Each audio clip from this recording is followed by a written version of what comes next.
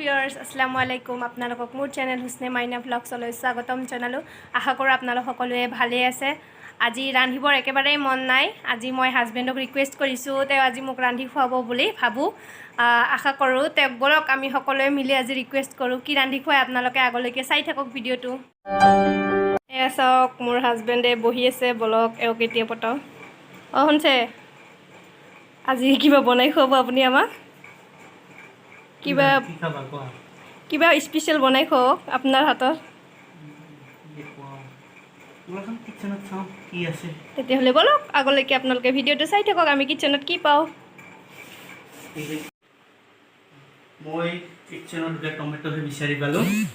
ভাবি আছোঁ টমেটোৰ চাটনি বনাম। চ' আপোনালোকে চাই থাকক মই চাটনিটো বনাওঁ, কেনেকৈ বনাওঁ গম পাব। টমেটো চাটনি আপোনালোকে ঘৰত খায়ে, কিন্তু মই আজি এটা বিশেষ ধৰণে বনাম। মোৰ মিছেছে ৰিকুৱেষ্ট কৰিছে, চ' আপোনালোকে চাই থাকক, নিশ্চয় ভাল লাগিব। এতিয়া মই বিলাহী দুটা ভালকৈ ধুই লওঁ, তাৰপিছত এইটো বইল হ'বলৈ দিম। এতিয়া মই এইখিনি বইল হ'বলৈ দিম। গেছটো অন কৰি ল'ম। এতিয়া এইটো টমেটোটা মই 5 পৰা 7 মিনিট বইল হ'বলৈ দিম। আমাৰ বিলাহীখিনি 5-7 মিনিট বইল হৈ গ'ল। এতিয়া আমি অফ কৰিটো নমাই দিম। গেছটো অফ কৰি দিলোঁ। এতিয়া অলপ ঠাণ্ডা হ'বলৈ দিম। আমাৰ টমেটোকেইটা বইল হৈ গৈছে। এতিয়া আমি লাহেকৈ ইয়াত বাকলিখিনি গুচাই দিম। মানে টমেটোৰ বাকলিটো খায়ো ভাল পায়, তো আপোনালোকৰ ইচ্ছা, যদি বাকলিটো ৰাখিব খোজে ৰাখিব পাৰে। মই ইমান ভাল নাপাওঁ, চ' বাকলিটো মই এৰাই দি আছোঁ। বাকলিখিনি এৰাই ল'লোঁ মই। এতিয়া টমেটোবিলাক মই সৰু সৰু পিচকৈ কাটিম। এয়া চাওক মই এনেকৈ সৰু সৰুকৈ টমেটোখিনি কাটি ল'লোঁ।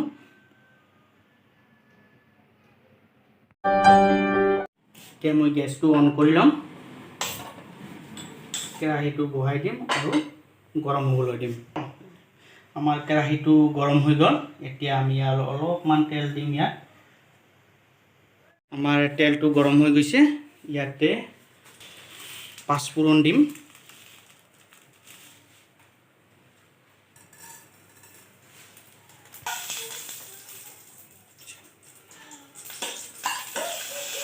ইয়াতে মই তেজপাত দিম 2 টুকুৰামান, আৰু দুটামান শুকান জলকীয়া দিম।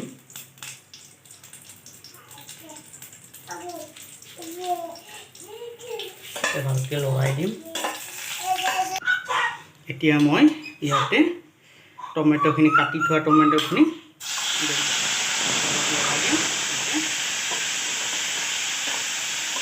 এনেকৈ মই অলপ সময় হ'ব দিম ইয়াত। এতিয়া ঢাকনিখন অলপ লগাই দিলোঁ। এতিয়া মই এইখিনি অলপ লাৰি দিম। এইটো ল' ফ্লেমত হ'ব দিব লাগিব।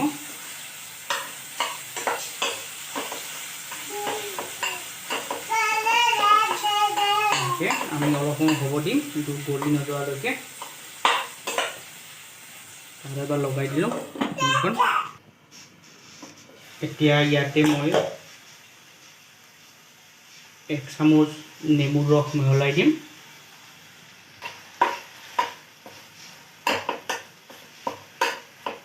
আৰু ইয়াৰ পিছত আমি ইয়াতে চেনি দিম।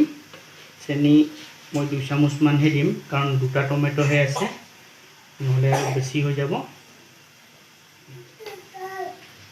এতিয়া মিহলাই দিম ভালকৈ।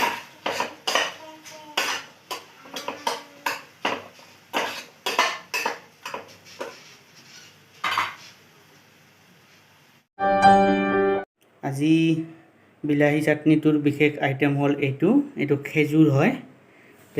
এইটো মই সৰু সৰুকৈ কাটি ল'ম। এনেকৈ খেজুৰখিনি মই দীঘল দীঘলকৈ কাটি ল'লোঁ। মই বইল হোৱাৰ পিছত এতিয়া ইয়াতে আমি খেজুৰ দীঘলকৈ কাটি ৰখা খেজুৰখিনি ইয়াতে মিক্স কৰি দিম। দেখক আমি খেজুৰখিনি দিলোঁ ইয়াতে। এতিয়া এইটো ভালকৈ লগাই দিম। আৰু 5 মিনিটমান ল' ফ্লেমত হ'ব দিম। এতিয়া ঢাকনিখন আমি উঠাওঁ চাওক কি ধুনীয়া হৈছে আৰু এটা ভাল স্মেল আহি আছে এতিয়া আমি ইয়াত অকণমান নিমখ দিম আপোনাৰ টেষ্ট অনুযায়ী দিব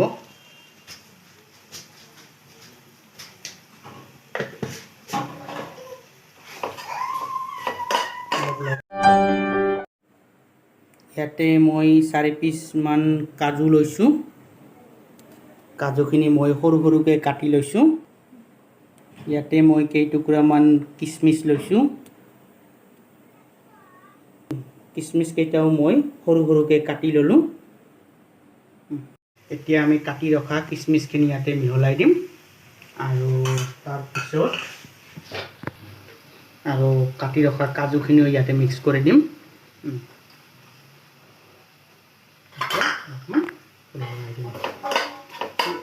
গোটেই ৰেচিপিটো আপোনালোকে ল' ফ্লেমতে হ'বলৈ দিব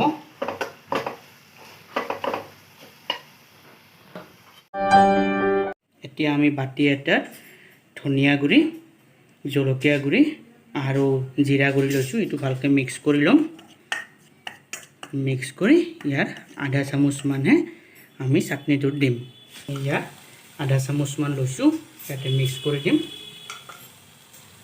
ভালকৈ লৰাই দিওঁ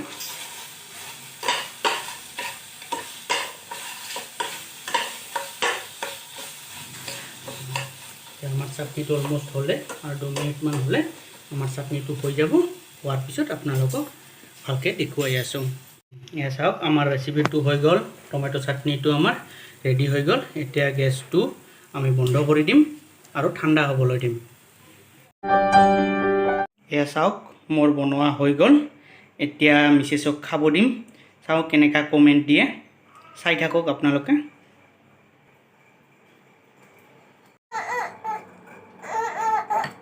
খুব টেষ্টি হৈছে মিঠাও বেছি হোৱা নাই জলকীয়াও বেছি হোৱা নাই একদম টক জাল হৈছে আপোনালোকে এবাৰ ট্ৰাই কৰিব মোৰ হাজবেণ্ডে আজি বেংগলী ষ্টাইলত টক জাল বনাইছে বিলাহী এবাৰ নিশ্চয় ট্ৰাই কৰিব দেই খুব টেষ্টি হয় আৰু যদি আজি আপোনালোকৰ আমাৰ ভিডিঅ'টো ভাল লাগিছে তেনেহ'লে আমাৰ ভিডিঅ'টোত আপোনালোকে লাইক শ্বেয়াৰ কমেণ্ট কৰিব লগতে আমাৰ চেনেলটো ছাবস্ক্ৰাইব কৰিবলৈ নাপাহৰিব